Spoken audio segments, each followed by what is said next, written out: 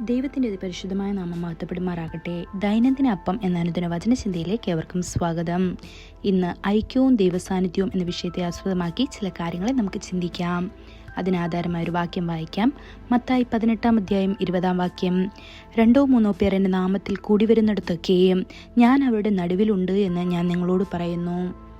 ദൈവം നമ്മോടൊപ്പം വ്യക്തിപരമായി ഒരുമിച്ച് കൂടുമ്പോൾ അവൻ്റെ സാന്നിധ്യം യഥാർത്ഥവും വിലപ്പെട്ടതുമാണെങ്കിലും ദൈവത്തിൻ്റെ മക്കൾ അവനെ ആരാധിക്കാൻ ഒരുമിച്ച് കൂടുമ്പോൾ അത് പലപ്പോഴും വളരെ വലുതായിരിക്കും.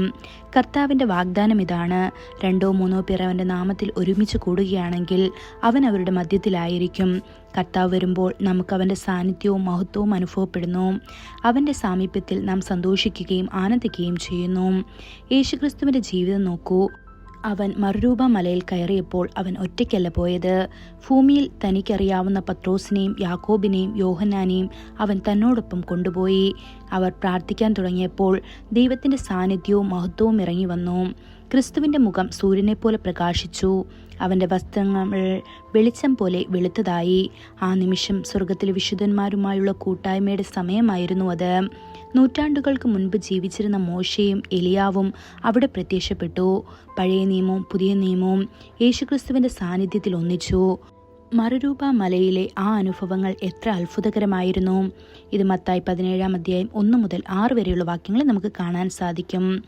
ആദിമ അപ്പോസ്തലന്മാർ ഒരു യോജിപ്പിൽ നിന്നുകൊണ്ട് ദൈവത്തിൻ്റെ സാന്നിധ്യം കൊണ്ടുവന്നതുകൊണ്ടാണ് സഭ അവരുടെ കാലത്ത് പെരുകുകയും കാട്ടുതീ പോലെ പടരുകയും ചെയ്തത്. തിരുവെഴുത്ത് പറയുന്നു: എന്നാൽ പത്രോസ് 11 പേരോടൊപ്പം എഴുന്നേറ്റ് നിന്ന് തൻ്റെ ശബ്ദമുയർത്തി അവരോട് പറഞ്ഞു, യഹൂദ പുരുഷന്മാരും യെരുശലേമിൽ വസിക്കുന്ന എല്ലാവരുമായുള്ളവരെ, ഇത് നിങ്ങൾ അറിയട്ടെ, എൻ്റെ വാക്കുകൾ ശ്രദ്ധിക്കുക എന്ന്. ഇത് അപ്പോസ്തലപ്രവർത്തികൾ 2-14 വാക്യത്തിൽ പറയപ്പെടുന്നു. 11 പേരും പത്രോസ് പ്രസംഗിക്കുമ്പോൾ അവനോടൊപ്പം നിന്നു. സ്നേഹബന്ധത്തിൽ അവർ ഐക്യതയോടെ നിന്നതിനാൽ ആ ദിവസം തന്നെ 3000 ആത്മാക്കൾ രക്ഷിക്കപ്പെട്ടു. മറ്റൊരു സന്ദർഭത്തിൽ പത്രോസിനെ അറസ്റ്റ് ചെയ്ത് ജയിലിലടച്ചപ്പോൾ സഭ അവനു വേണ്ടി ദൈവത്തോട് ആത്മാർത്ഥമായി പ്രാർത്ഥിച്ചു. ഇത് അപ്പോസ്തലപ്രവർത്തികൾ 12-5 വാക്യത്തിൽ കാണുന്നു. എന്നാൽ ദൈവത്തിൻ്റെ സാന്നിധ്യം ഇറങ്ങി. കർത്താവിൻ്റെ ദൂതൻ തടവറയിൽ വന്നു. അറയിൽ വെളിച്ചം പ്രകാശിച്ചു. ദൂതൻ പത്രോസിൻ്റെ വശത്ത് തട്ടി പറഞ്ഞു, വേഗം എഴുന്നേൽക്കൂ. അവൻ്റെ കൈകളിൽ നിന്ന് ചെങ്ങലകൾ വീണു. അവൻ സ്വതന്ത്രനായി പുറത്തേക്ക് നടന്നു. പ്രിയ ദൈവമക്കളെ, ദൈവസന്നിധിയിൽ വലിയ വിജയമുണ്ട്.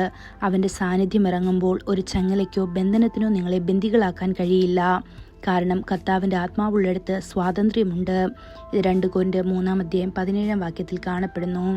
ഈ വചനങ്ങളാൽ ദൈവം നമ്മെ ഓരോരുത്തരെയും അനുഗ്രഹിക്കുമാറാകട്ടെ. കൂടുതൽ ധ്യാനത്തിനുള്ള വാക്യം യോഹന്നാൻ 17-21-22 വാക്യങ്ങൾ. നീ എന്നെ അയച്ചിരിക്കുന്നു എന്ന് ലോകം വിശ്വസിപ്പാൻ അവർ എല്ലാവരും ഒന്നിക്കേണ്ടതിന്, പിതാവേ, നീ എന്നിലും ഞാൻ നിന്നിലും ആകുന്നതുപോലെ അവരും നമ്മിൽ ആകേണ്ടതിന് തന്നെ നീ എനിക്ക് തന്നിട്ടുള്ള മഹത്വം ഞാൻ അവർക്ക് കൊടുത്തിരിക്കുന്നു.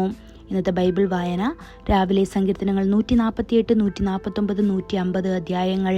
വൈകുന്നേരം 1 കൊരിന്ത്യർ 15 അധ്യായം 29 മുതൽ 58 വരെയുള്ള വാക്യങ്ങൾ. ആമേൻ.